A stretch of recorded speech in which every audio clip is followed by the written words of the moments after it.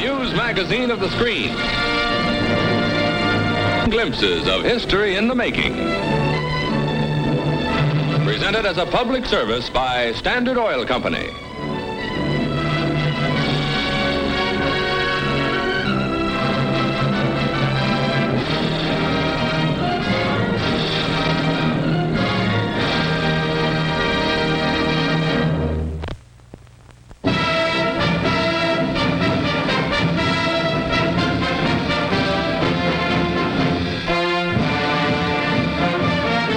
King Paul and Queen Frederica of Greece arrive in New York for a tour of the United States to thank Americans for their post-war aid to Greece.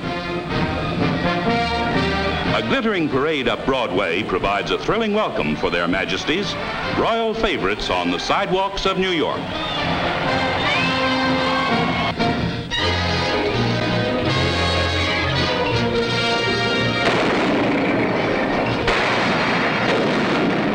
Combat films show French Union forces fighting desperately against an ambush sprung by the communist-led Viet Minh rebels in Indochina.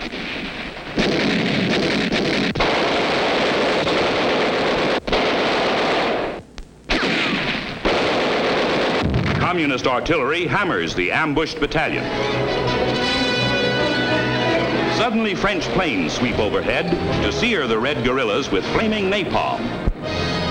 Pounding the Viet Minh rebels in their jungle fortress, French air power scores a victory in Indochina's hot war.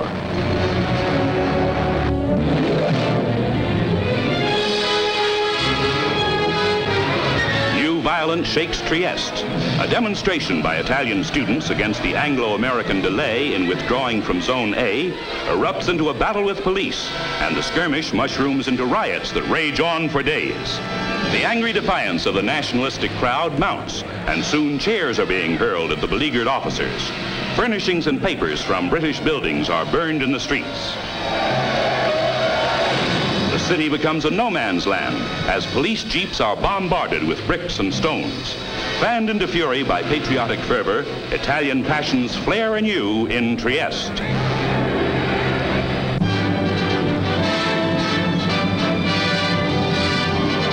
To the House of Parliament in Ottawa comes President Eisenhower to address a joint session of the Canadian legislature. The president opens his speech in French, which, if not perfect, is popular with his listeners. In vous faisant part personnellement and directement de mes sentiments d'amitié et de haute estime.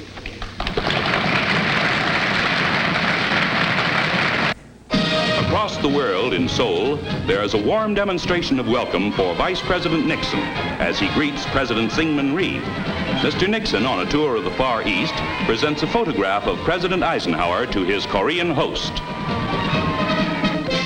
In Alameda, California, 4-year-old Lee Kyung-soo, a Korean orphan, arrives in his adopted country after first being adopted himself by bosun's mate Vincent Palladino of the Navy. The chief, a 35-year-old bachelor, found Lee a year ago, and it's been a red tape battle since. But Navy men just don't give up.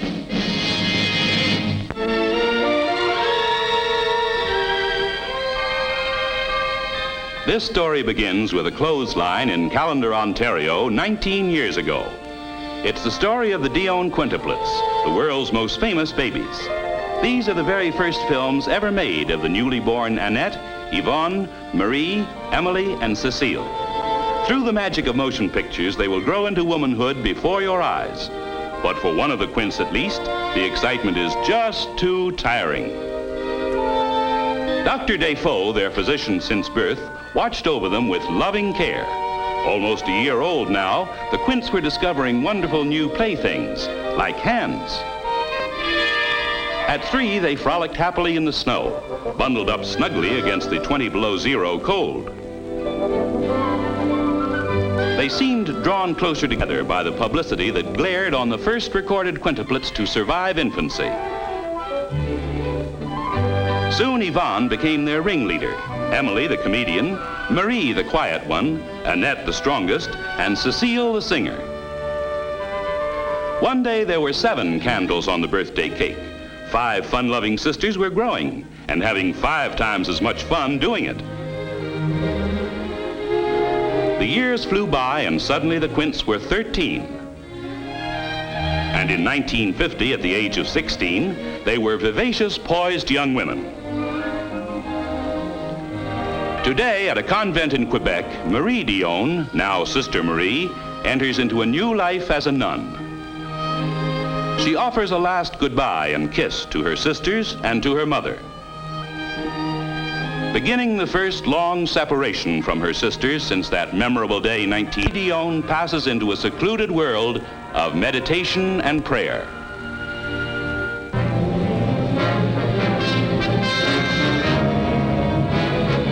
A skilled pilot maneuvers his tiny craft among the snowy sentinels of the Swiss Alps for an attempt to land and take off from a mountain peak where no plane has ever set down.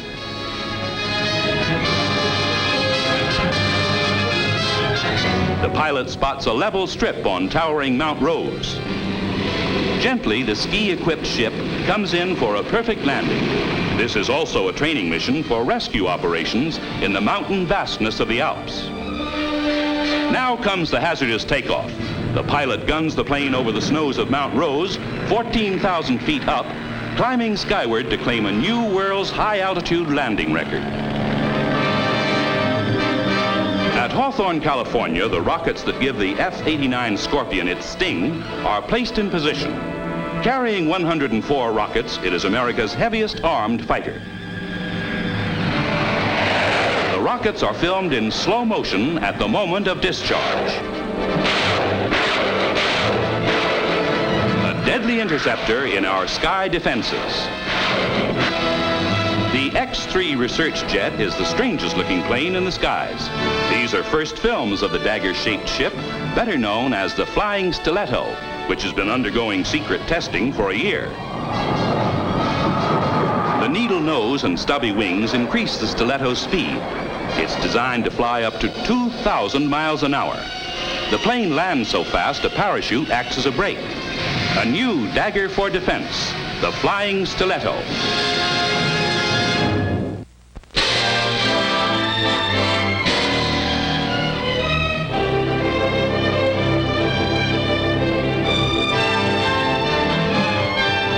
The experience of age meets the enthusiasm of youth at Monnikendam, the Netherlands, where craftsmen guide 40 boys in creating remarkable imitations, like this model of Monnikendam's bell tower. The real tower, centuries old, still times the village's life with its cheerful carillon.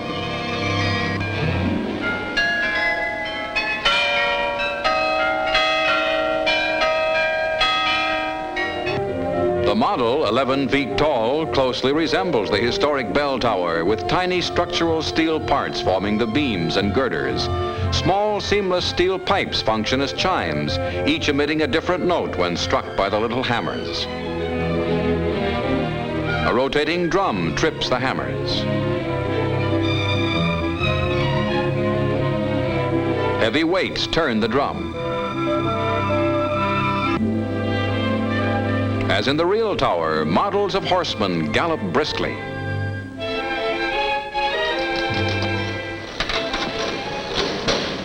Every 15 minutes, the bell tower comes to life.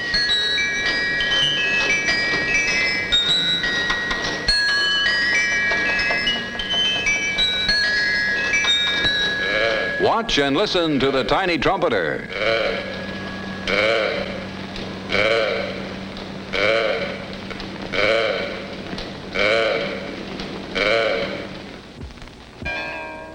Big bells or little ones, there's always melody in Monnikendam. We're attending the ballet at Salzburg, Austria, a mighty unusual ballet. But let's wait for the stars to come on stage. The stars are marionettes whose graceful movements match in miniature the classic steps of human ballet dancers. And marionettes never work at their art. It's just a matter of pulling strings. World famous is the Salzburg Marionette Theater, which has twice toured America and is rehearsing for a third trip.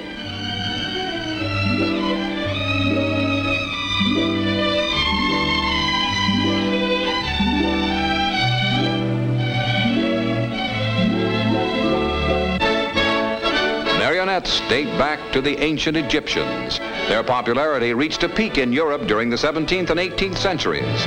And even today, there's still something remarkably lifelike about the little wooden people on strings, the amazing marionettes.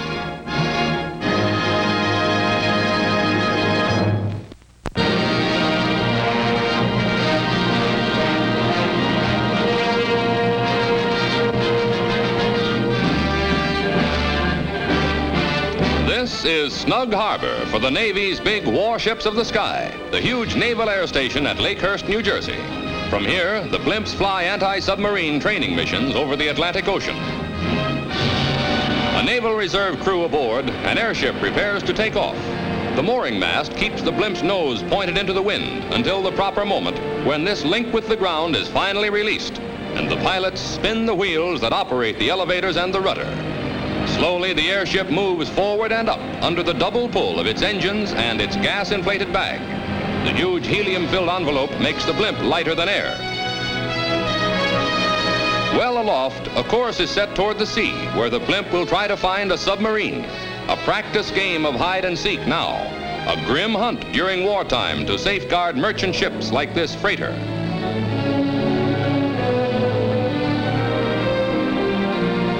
New York Bay below, the entrance to the world's busiest seaport, and silently greeting us the Statue of Liberty, as she has been greeting all travelers since 1884. To the immigrant, the 300-foot statue sends a thrill of hope and courage. To the wanderer, a quiet welcome home. To the visitor, she bids a last farewell. The skyline of Lower Manhattan looms in the distance as our airship crosses the bay, passing one of the thousands of piers that stud the waterfront. It takes two pilots to steer the blimp. The airship passes over the south shore of Long Island, above the world-famous Jones Beach, and on to the open Atlantic. All hands are alert. There's the sub. The aerial hunter has found its quarry, and by wireless the word is flashed to the base at Lakehurst, mission accomplished. On 18-hour cruises. It takes a crew of from 8 to 10 men to operate a blimp. Approaching the base at Lakehurst, the crew prepares to land. The ground handlers line up in a letter V formation while the blimp maneuvers into the center of the V. With the handlers on the lines, the airship comes to rest. Another voyage is over for one of the Navy's air warships on blimp patrol.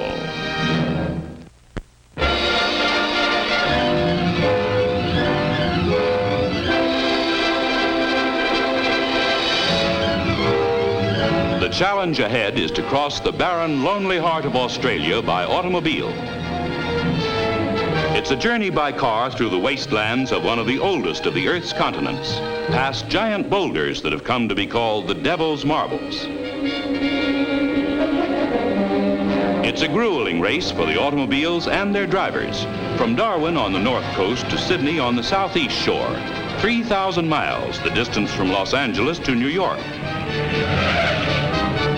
In the far north, where few white men live, wild camels roam the desert, much as the American buffalo once wandered our western plains. Crossing Australia by car today is like spanning America in the early days of the automobile. In Australia, the last continent to be discovered, lived the Aboriginal tribesmen, restless nomads, a primitive people. For 6 miles, the cars follow the road that twists to the south, a tortuous trail that leads to the city of Alice, almost directly in the center of the country. Huge crowds cheer cars and drivers on.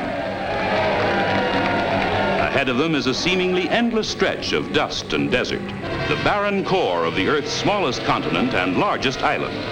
The light is fading fast.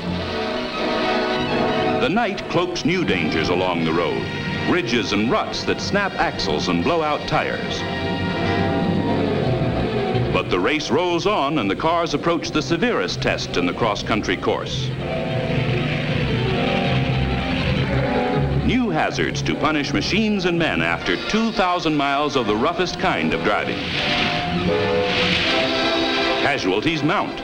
The automobiles stall as they attempt to plow through a treacherous stream.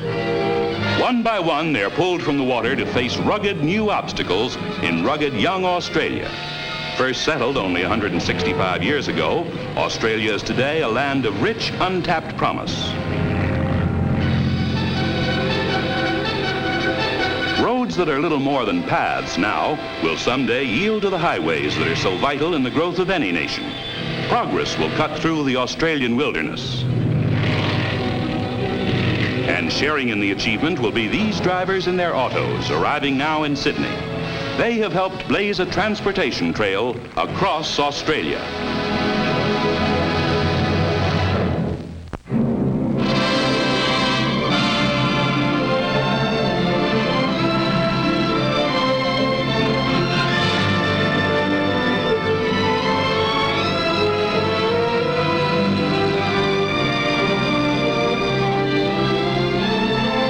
The world of photography, past and present, beckons us to Eastman House in Rochester, New York.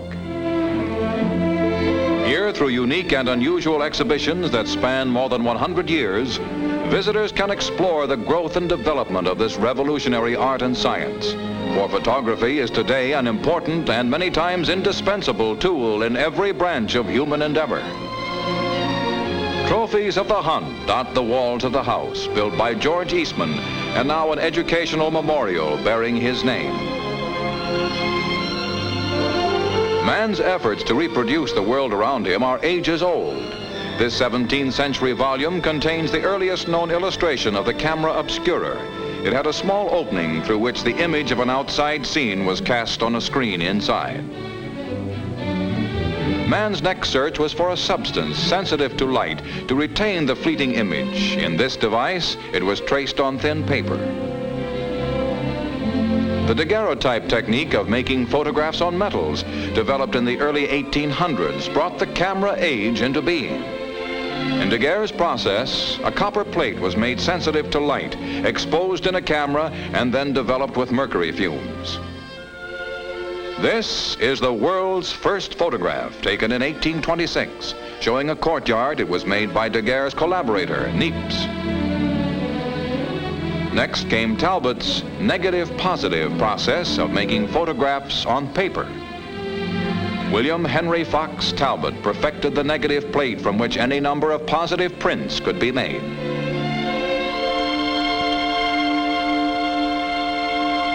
As photography took root in the public's imagination, studios sprang up to do a flourishing business in picture portraits.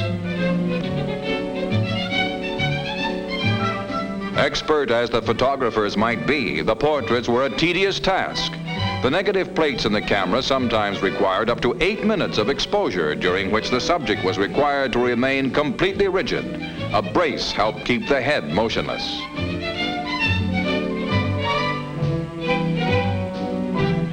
In the days before electricity, the sun and reflectors provided the photographer with the only effective method of lighting his subject. Ready now, he removes the camera's lens cap to expose the plate. When the cap was replaced, the young lady could sigh with relief and wait for the prints that looked just like this.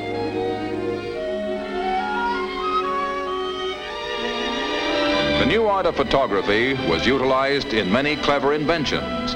The megalethoscope, which appeared in 1862, was one of the most unusual.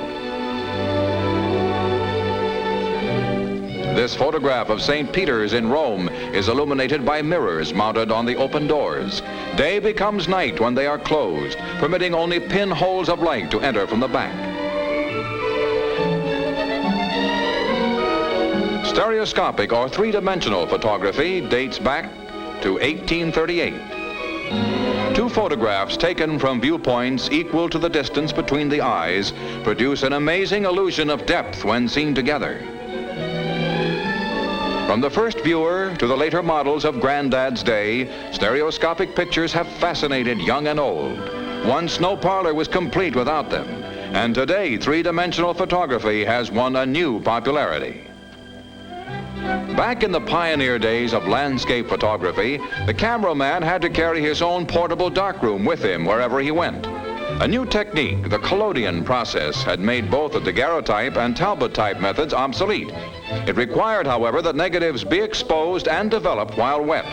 The operation was often a two-man undertaking, for it took hours to set up the tent and the complicated apparatus for the darkroom. By the time everything was set, the sun might have disappeared. When all was ready, the photographer went into the tent, which had an opening permitting only infrared light to enter. Then he would coat a glass plate with collodion, a mixture of gun cotton, ether, and alcohol, to make it sensitive to sunlight. The plate was placed in the camera immediately, for it remained light sensitive only while wet. Although awkward and difficult, the collodion process gave brilliant results when developed and was extremely popular from 1851 to 1881. With the invention of the revolutionary dry plate process, bulky equipment gave way to small, secret cameras. They were disguised as common objects so that candid pictures could be taken. Cameras were even made to resemble revolvers. Pulling the trigger released the shutter. The cylinder held 10 tiny negative plates. General Oscar N. Solbert, director of Eastman House, demonstrates another of the secret cameras, this one cleverly concealed in the head of a walking stick. An intricate and ingenious series of cogs and wheels enabled the owner to take several pictures without reloading his cane camera. One of the tiniest spy cameras was secreted in a necktie. Still another was this camera, hidden in a 19th century vest pocket watch. It too was made possible by the dry plate process. Photographers could buy ready-made plates, expose them anytime, and develop them at their leisure. Photography now belonged to the millions. At the Dryden Gallery, the history of American photography becomes as well the history of the American nation, a pageant in pictures of progress unmatched since the beginning of time. A new photograph is mounted in the priceless collection by the curator of Eastman House, Dr. Beaumont Newhall.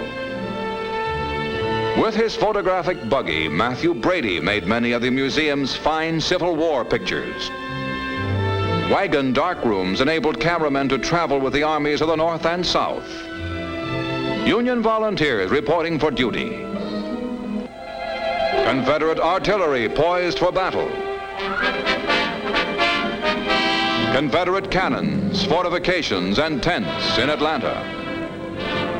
And one of the best-known photographs of the period, President Lincoln visiting General McClellan at Antietam. History has come alive through the lens of the camera. Here at Eastman House is the story of still photography, a magic medium preserving in exact detail for us and for generations yet to come the camera chronicle of a people and their time.